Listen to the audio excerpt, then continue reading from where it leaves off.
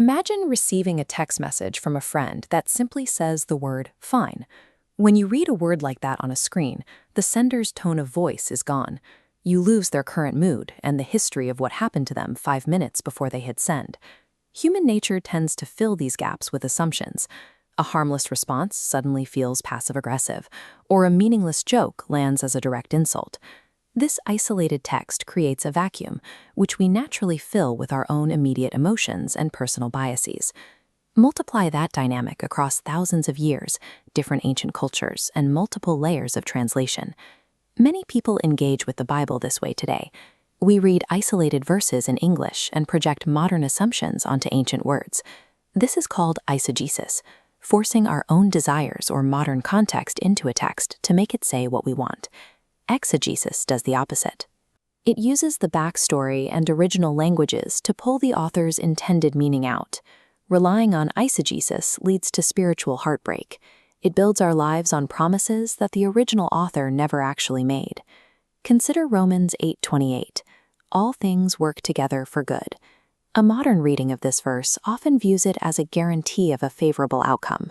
In this view, suffering is a temporary waiting room, and eventually the broken situation in your life will be fixed.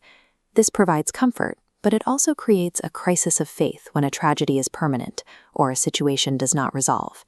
To find what the passage actually promises, we have to look at the immediate context. Verse 29 begins with "for," linking it directly to the previous sentence. Paul uses the next verse to explain his thought. In verse 29, Paul provides a specific definition for the good in verse 28, being conformed to the image of his Son. Verse 29 refocuses the promise. The good becomes the transformation of Christ's character within the person, regardless of whether the external trial continues. We can dig deeper by looking at the original Greek. The word for works together, synergy, describes an active, present co-laboring in our suffering.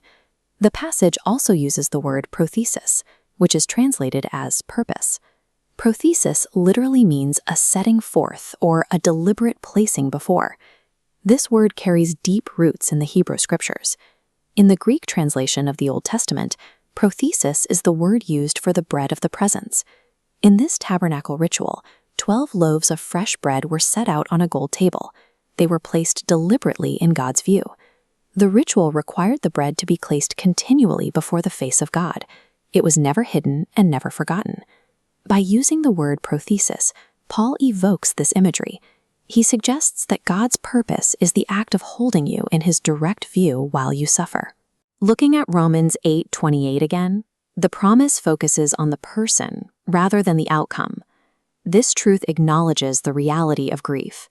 The prayers for a circumstance to change are valid, even when the situation remains the same. If the good is defined as comfort, the promise fails when healing doesn't happen.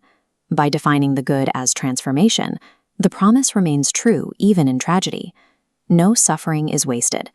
It is easy to accept a translation's face value as absolute truth, but today, the tools needed to investigate original contexts and languages are accessible to everyone. Trust the Holy Spirit as your teacher and verify the text through your own study. Digging past assumptions to find the original intent of a text replaces a fragile faith with one rooted in truth.